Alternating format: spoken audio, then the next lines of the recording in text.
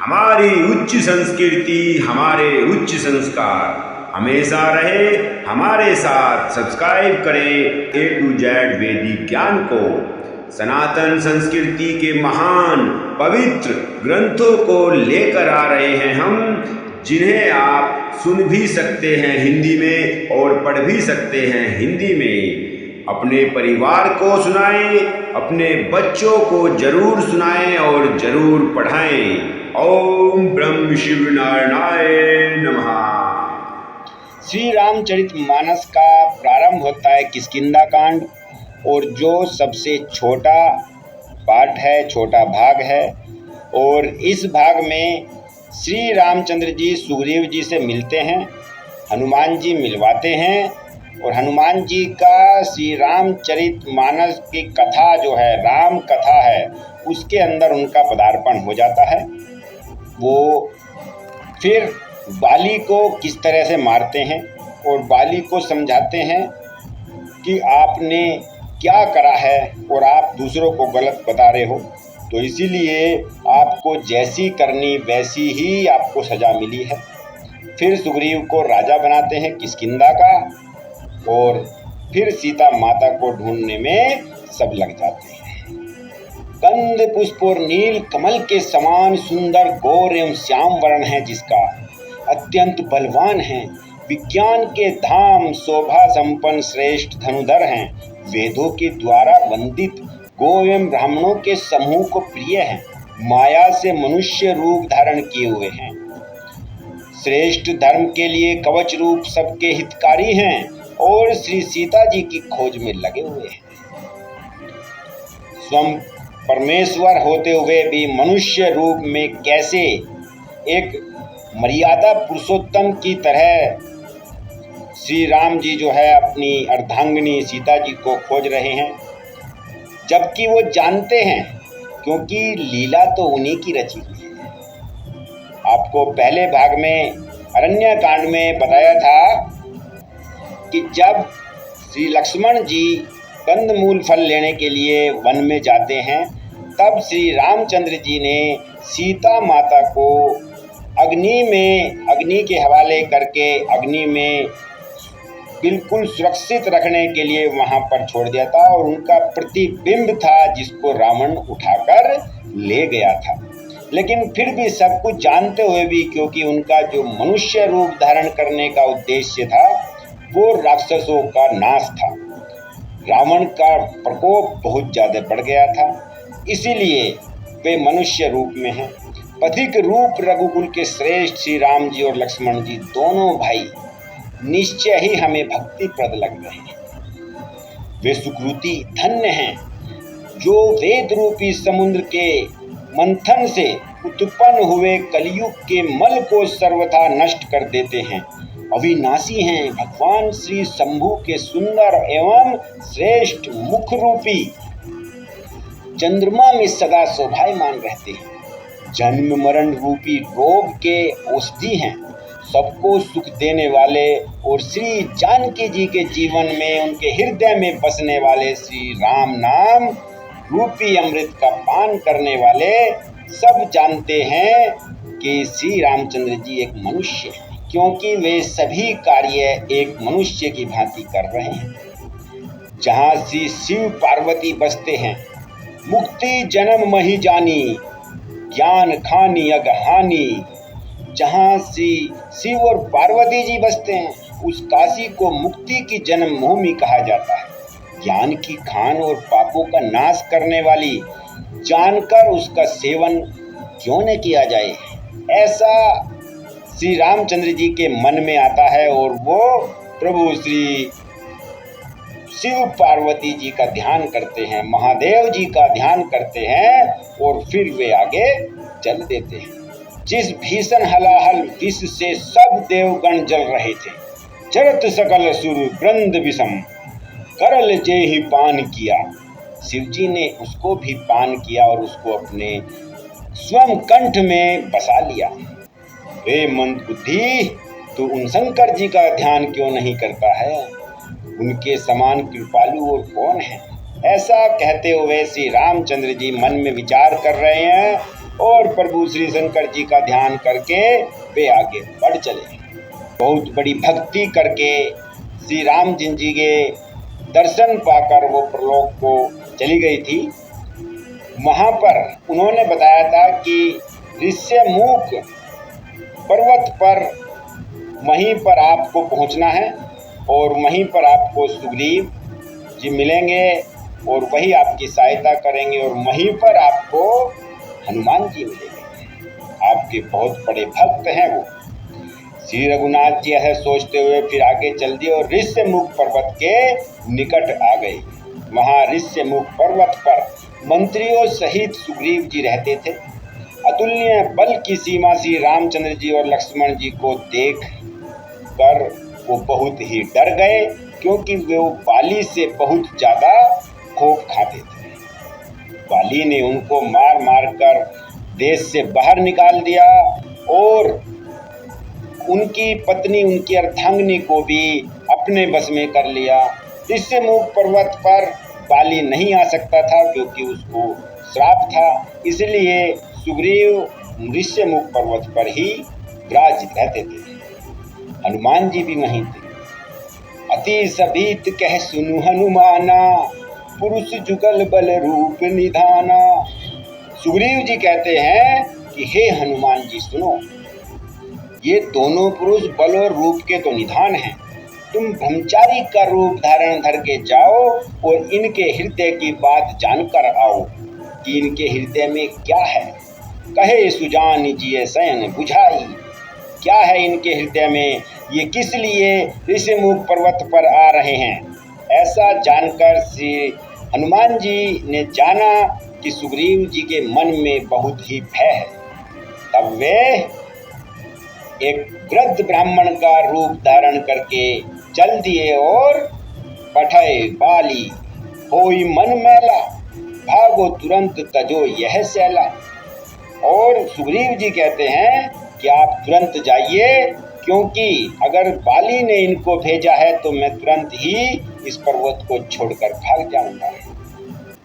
हनुमान जी ब्राह्मण का रूप धारण धर के वहां गए और मस्तक नवाकर पूछते हैं, क्या को तुम श्यामल गोर शरीरा, छत्री रूप फिरहु बन मीरा, कठिन भूमि कोमल पदगामी, कवन हेतु विचरहु बन स्वामी।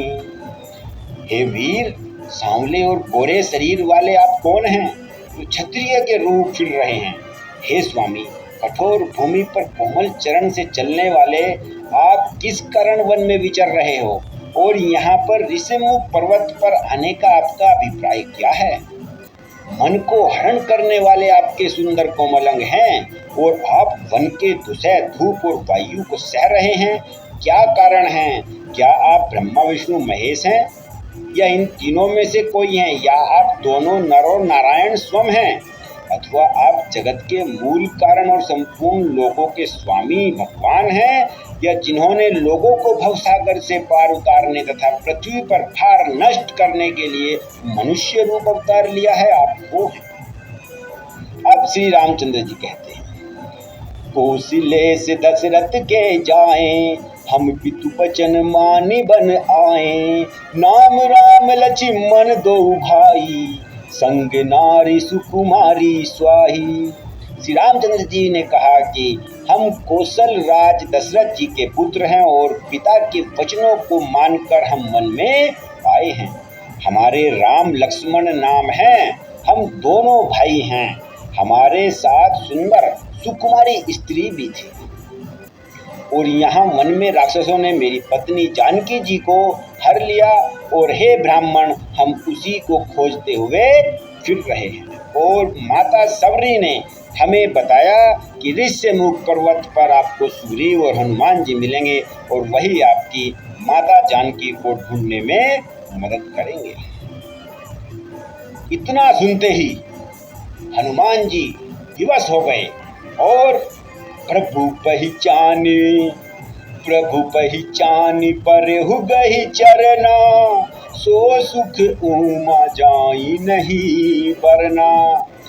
पुलकित तन मुख आव न बचना, देखत रुचिर वेश के रचना।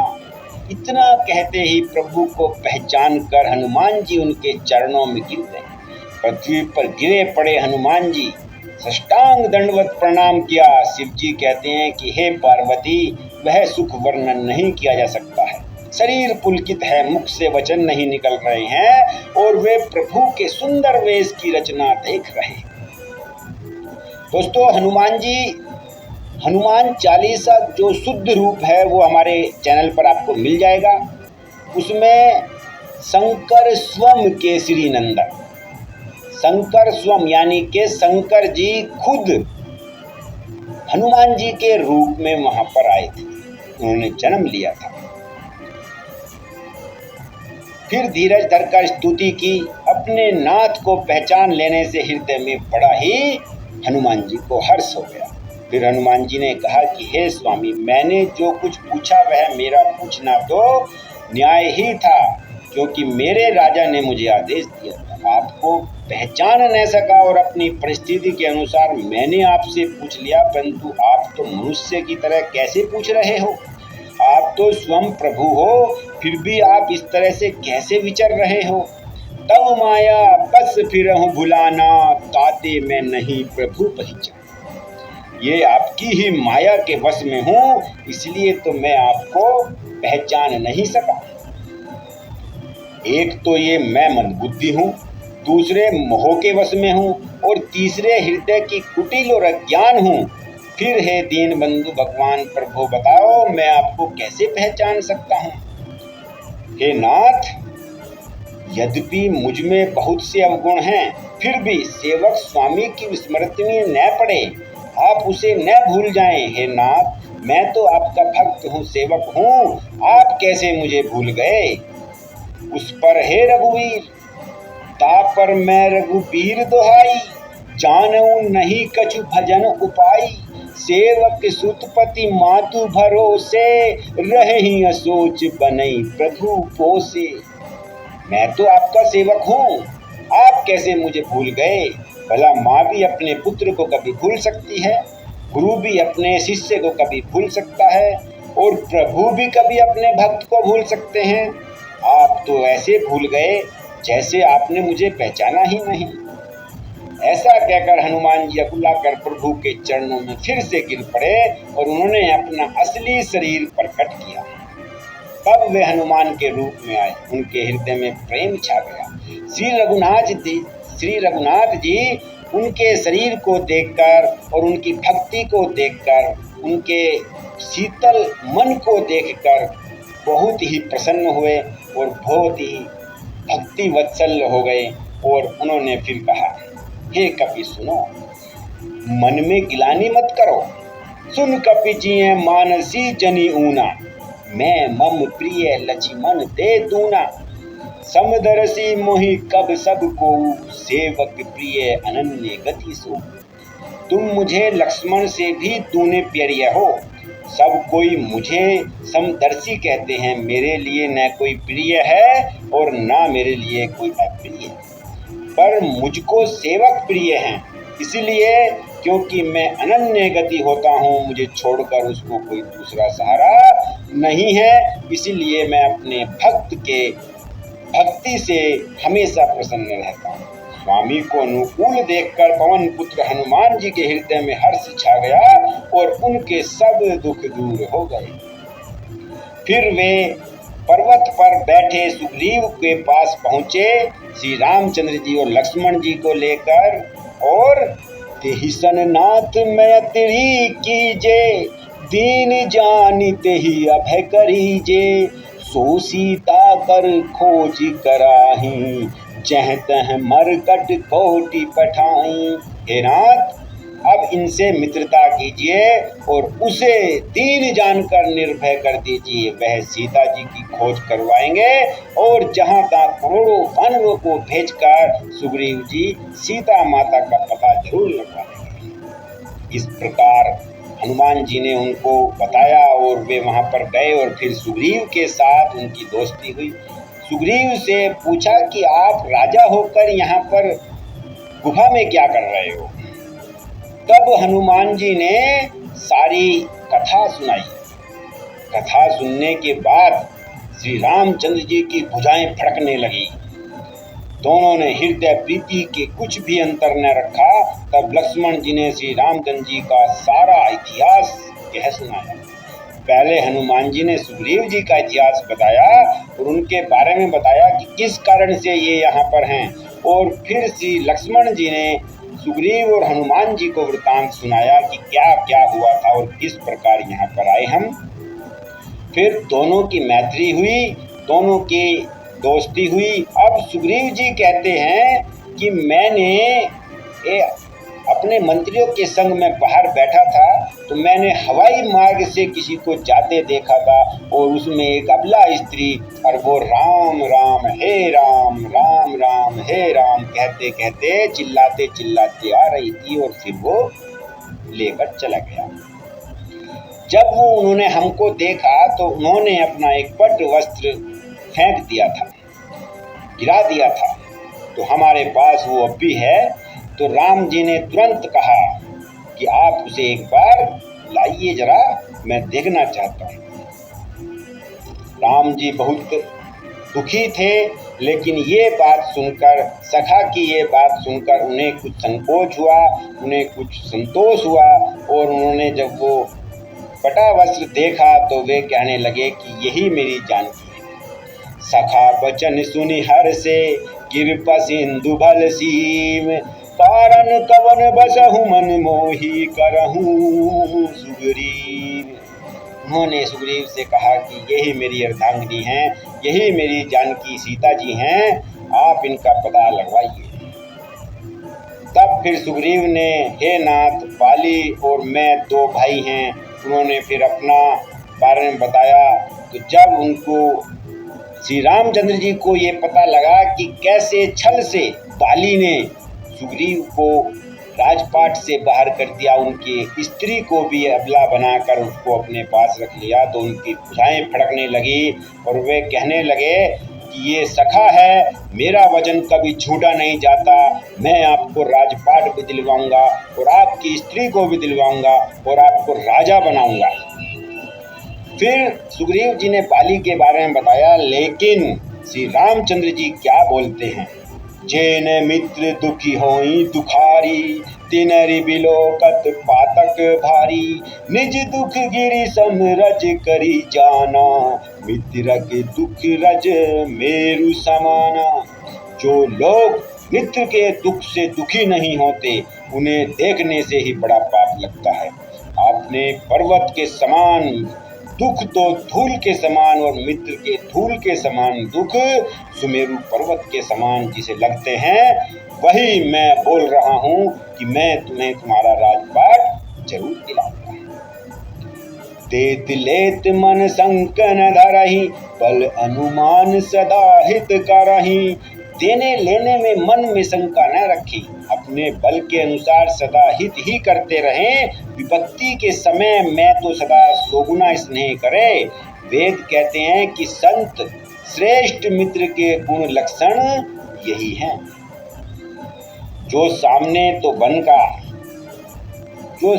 तो बना बनाकर कोमल वचन कहते हैं और पीठ पीछे बुराई करते हैं, वे मन के कुटिल होते हैं और वे सखा साथ दोस्त रखने के काबिल नहीं हैं।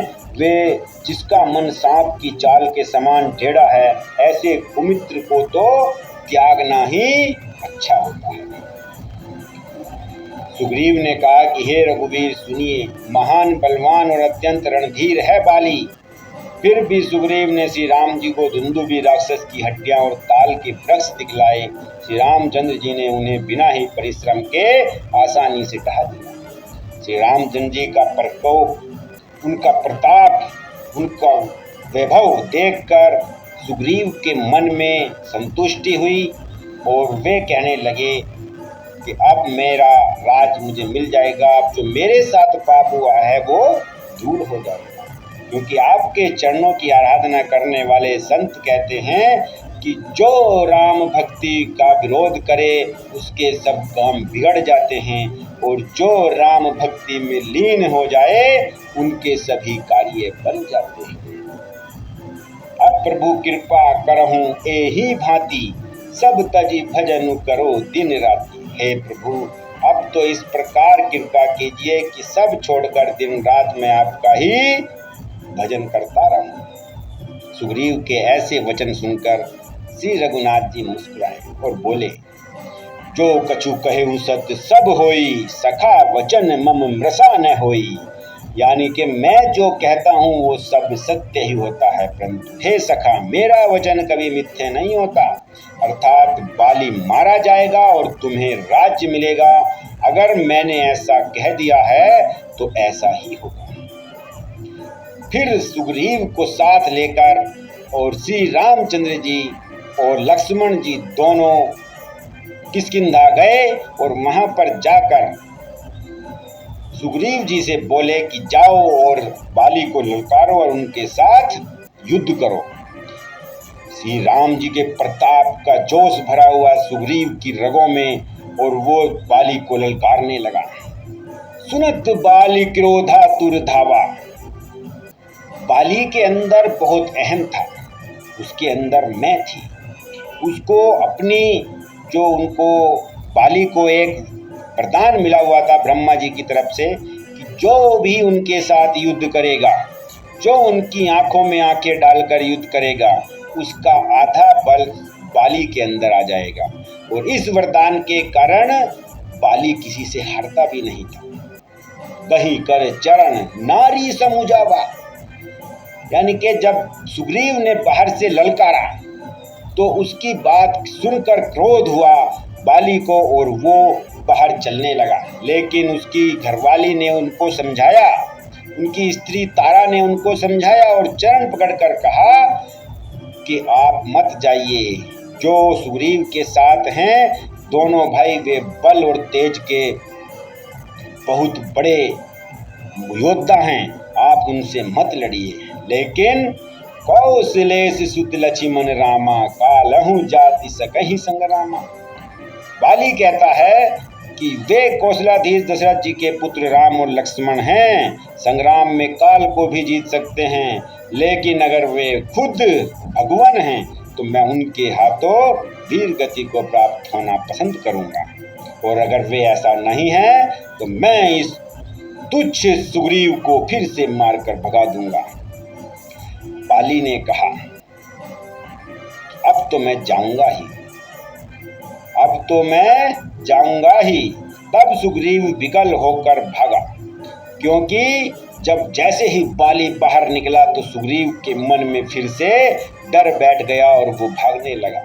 लेकिन श्री रामचंद्र जी के कहने से वो वहां पर युद्ध करने लगा और बाली ने उसको पटक पटक कर मारा और वो वहां से भाग कर अपनी जान बचाकर सुग्रीव जी भाग गए।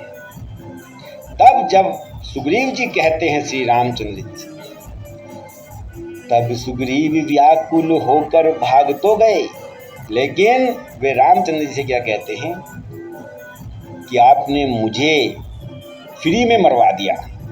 भाई, आपने तो बोला था कि मैं उसको मार दूंगा, लेकिन आपने तो मेरी ही पिटाई कर दी। ये देखो।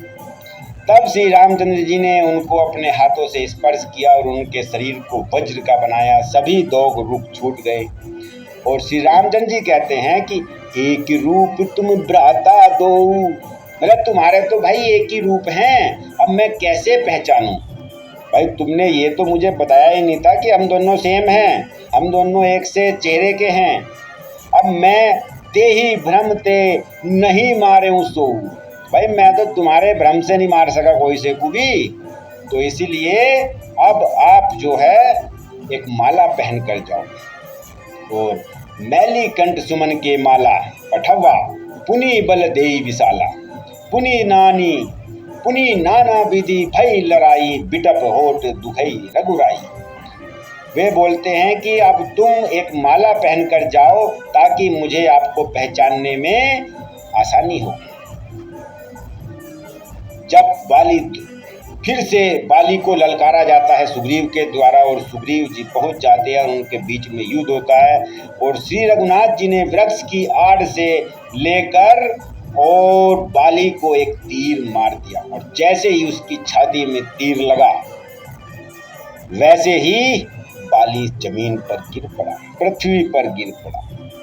पुनि पुनि चितई चरण चित दीना। बाली ने बार बार भगवान की ओर देखकर और उनके मन को, उनके चेहरे को, उनके चित्त को जानकर वे समझ गए कि ये तो स्वयं प्रभु ही हैं।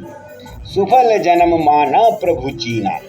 उन्होंने अपना जीवन सफल माना कि मैं प्रभु के, स्वयं प्रभु के हाथों से वीर गति को या मैं उनके परम धाम को जाऊंगा, मृत्यु को प्राप्त हुआ हूँ, तो मुझसे बड़ा और कौन होगा।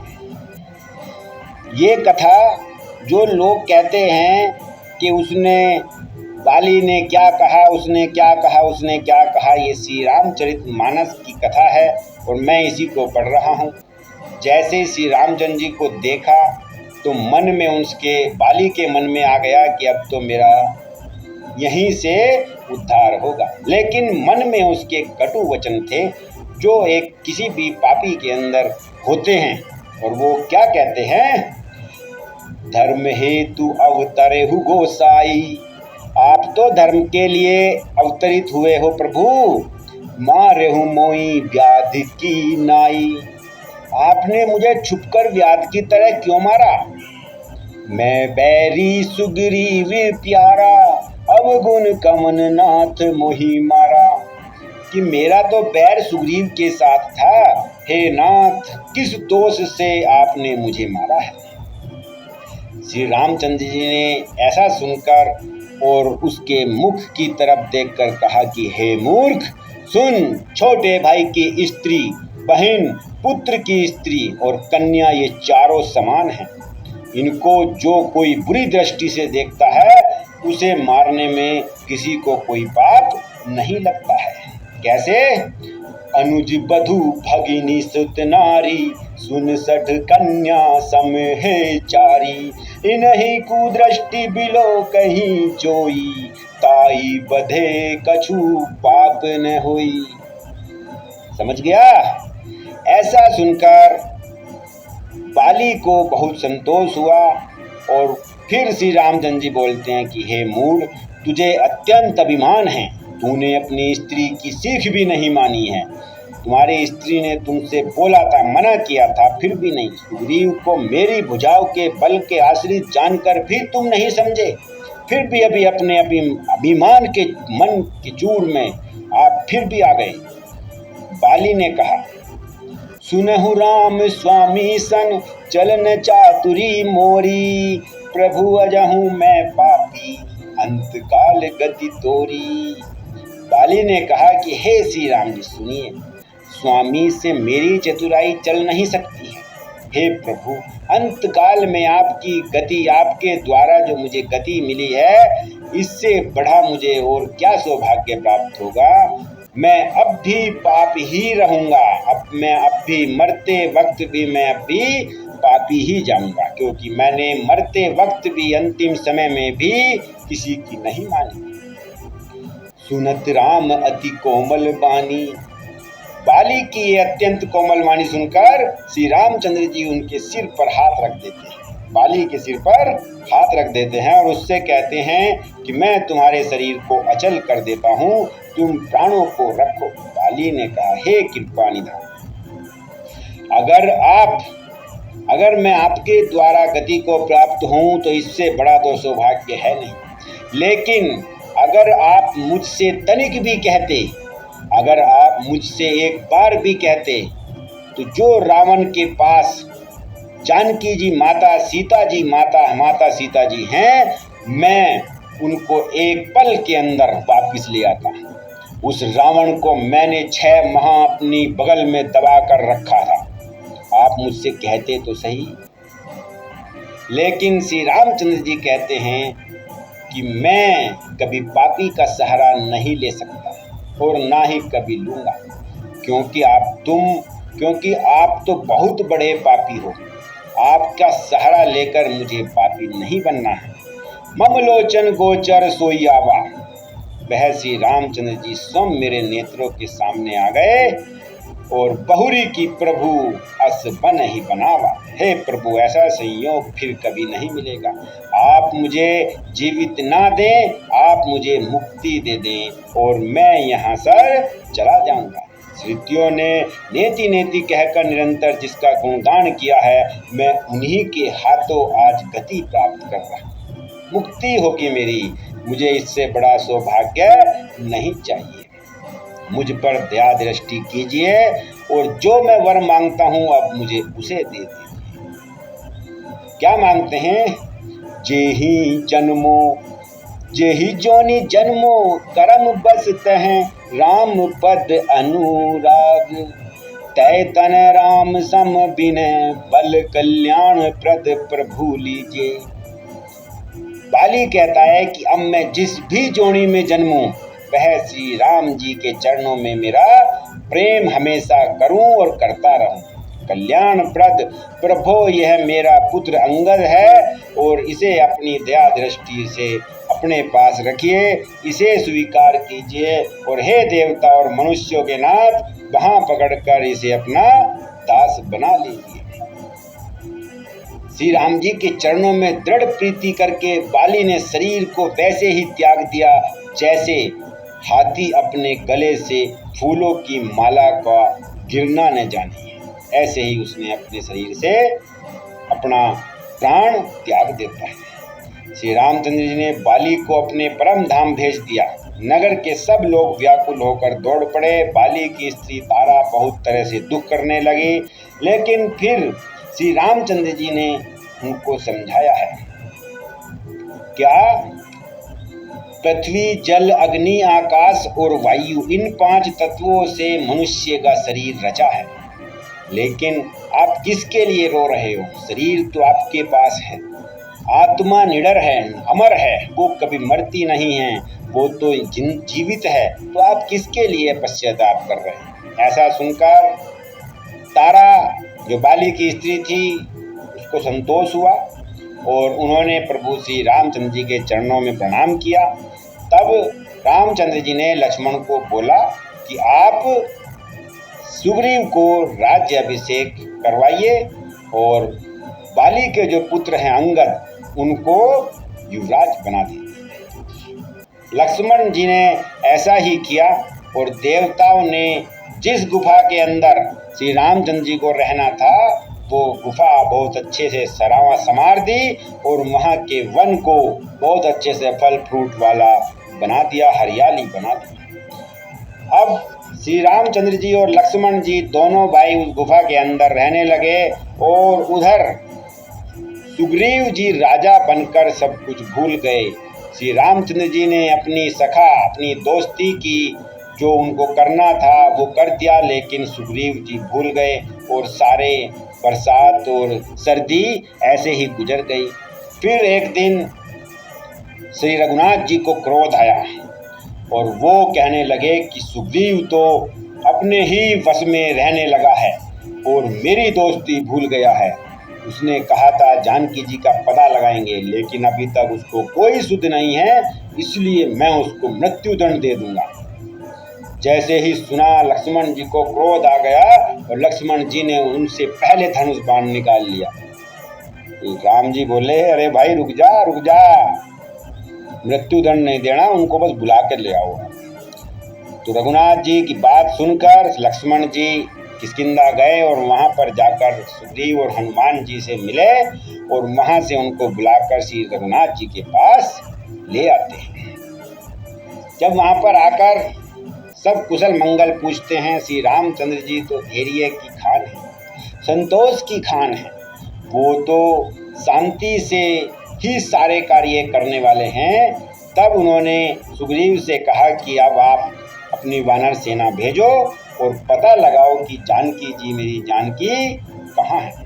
तुरंत सुग्रीव जी ने सब कुछ दांव पर लगाकर सबको माता जानकी का पता लगाने के लिए भेज देते हैं और बहुत ही दूर दूर तक बोल देते हैं कि चाहे कैसे भी हो, लेकिन वहाँ से पता लगाओ। सब वानर हनुमान जी, जामवंत जी और अंगद सभी और बहुत सारी अनगिनत सेना वानरों की माता जानकी को खोजने में लग जाती है।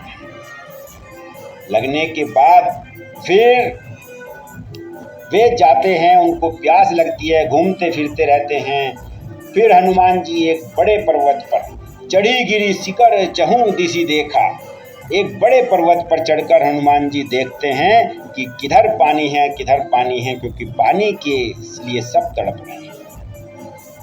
फिर उन्होंने देखा कि कहीं पर बगुले हंस उड़ रहे हैं। तब वे सारे वहाँ पर गए और वहाँ पर जाकर उन्होंने गुफा देखी और गुफा के अंदर गए तो वहाँ तो बहुत ही सारे वृक्ष, बहुत सुंदर वन वहाँ पर बसा हुआ है। और वहाँ पर बसे हुए वन को देखकर अंदर जाकर उन्होंने एक उत्तम उपवन बगीचे में तालाब देखा जिसमें बहुत से कमल खिले हुए थे। वहीं एक सुंदर मंदिर था जिसमें एक तपो मूर्ति स्त्री बैठी थी।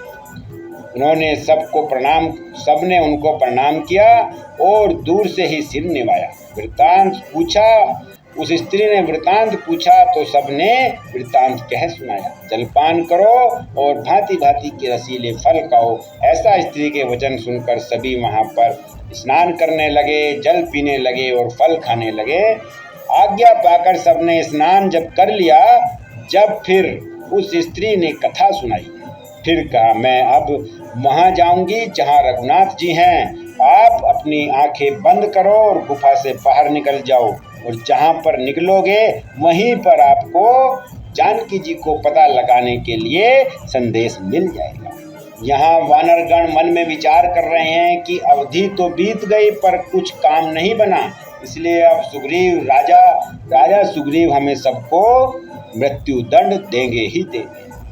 कह अंगद लोचन भरी बारी, दुहु प्रकार भई मृत्यु हमारी। इहाँ ने सुधी सीता के पाई, उहाँ गए मारी कपिराई।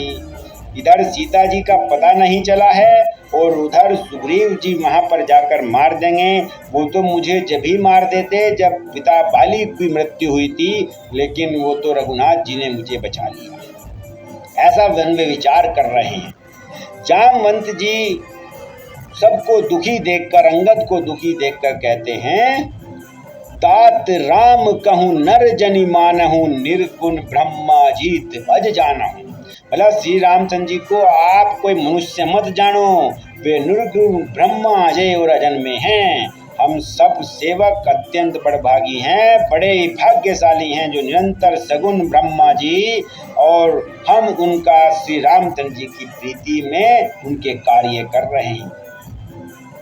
सभी और ऐसा जानकर और कौतुक जानकर वहाँ पर कंदरा में छिपा हुआ संपाति जामवंत जी का जो भाई था, बड़ा भाई था, वो वहाँ पर भूख और प्यास के मारे बैठा हुआ था। कंदराओं में, गुफाओं में छुपा हुआ। जब उसको आवाज़ नजर आई, बहुत सारे बंदर देखे तो वो खुश हो गया और खुश होकर बोला कि अब तो जगदीश्वर ने मुझे बहुत सारा खाना दे दिया है, मैं बहुत दिन से भूखा था। जैसे ही उस गीत संपाति को देखा, वानर भयभीत हो गए कि उधर मृत्यु, इधर मृत्यु, चारों तरफ मृत्यु ही मृत्यु। लेकिन जब उन्होंने जामवंत जी को देखा तो उन्हें अपने भाई की याद आई, जब उन्होंने अपनी एक छोटी सी कथा सुनाई कि हम दोनों सूर्य के पास जा रहे थे, लेकिन जामवंत जी वापिस जलन के कारण वापिस आ गए और मैं अपने अहम के कारण सूर्य के पास चले गया, तो वहाँ पर जाकर मेरे दोनों पंख जल गए और मैं यहाँ पर आकर गिर पड़ा। ऐसा सुनकर संपाति के जो भाई जामवंत जी हैं वो भी उनसे कहने लगे कि डरो मत, ये मेरे ही भाई हैं। उनके पास जटायु का वृत्तांत पूछने लगे और सारी कथा उन्होंने सुना दी। फिर संपाति बंधु के करनी रघुपति महिमा बहु विधि बरनी। भाई जटायु की करनी सुनकर संपत्ति ने बहुत ही प्रकार से श्री रघुनाथ जी की का वर्णन किया और जो संपाति था वो गिद्ध था, इसलिए कहते हैं कि इस दुनिया के अंदर सबसे तेज दृष्टि गिद्ध की होती है। वो कहने लगा कि मैं इस समुद्र को लाग नहीं सकता। सीता जी रावण की वाटिका, अशोक वाटिका में हैं, मैं उन्हें देख पा रहा हूँ, मैं उनके पास जा नहीं सकता हूँ, इसलिए मैं वृद्ध हो गया और अब आप ही इस कार्य को कीजिए। त्रिकुट पर्वत पर लंका बसी हुई है और वहीं पर सीता जी आपको मिल जाएंगी। मैं तो बूढ़ा हो गया, अब इसको 100 जोजन यानी 400 कोस समुद्र लांघ सके ऐसी तो शक्ति मेरे अंदर है नहीं। और वहीं पर हनुमान जी बैठे, राम सिया राम सिया राम सिया राम, राम सिया राम सिया राम सिया राम, वे श्री राम सिया राम जी का नाम ले रहे हैं। सभी उनसे जल भी रहे हैं और जामवंत जी बोलते हैं कि मैं भी बूढ़ा हो गया हूँ। अंगद कहते हैं कि मैं चला तो जाऊंगा लेकिन आ नहीं पाऊंगा।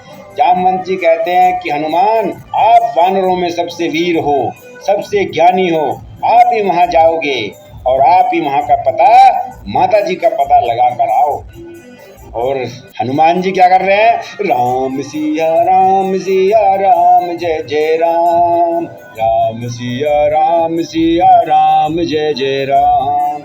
जामवंत जी कहते हैं, हनुमान क्या आप यहाँ पर भजन करने के लिए आए हो या माता सीता का पता लगाने के लिए आए हो? आपको ही जाना पड़ेगा। आपका जन्म ही इसलिए हुआ है कि आप श्री रामचंद्र जी के कार्य को करने के लिए हमेशा तत्पर रहो। ऐसा सुनते ही हनुमान जी अपना विशाल रूप धारण करके बैठ गए और उन्होंने कहा, जय श्री राम, बताओ मैं क्या करूं? कि भाई जामवंत जी कहते हैं कि भाई समुद्र लांघ कर जाओ, 400 कोस का समुद्र है और आप ही जा सकते हो। तो हनुमान जी कहते हैं, इसे तो मैं खेल खेल में ही लांघ जाऊंगा, खेल खेल में ही। वो कहते जाओ और अशोक वाटिका में मिलेगी सीता माता, उनका पता लगाकर जल्दी ही वापिस आ जाओ। वानरों की सेना साथ लेकर राक्षसों का संहार करने के लिए श्री रामचंद्र जी सीता को ले आएंगे। हम तो वैसे ही उनके साथ में लगे हुए हैं, बस आप उनका पता लेकर आ जाओ। और यहीं के इसी के साथ किष्किंधा कांड समाप्त होता है। मासा परायण 23वां विश्राम है और इसी के बाद जो अगला भाग आएगा वो है सुंदर कांड। बहुत ही सुंदर कांड है और हनुमान जी की सारी नीति, सारी प्रीति और सारी करनी इस कांड के अंदर है और बहुत सुंदर कांड है। भक्तों सुनना जरूर। बोलो सियावर रामचंद्र की जय, बोलो संतन समाज की जय, बोलो सत्य सनातन की जय और बोलो वीर हनुमान की जय।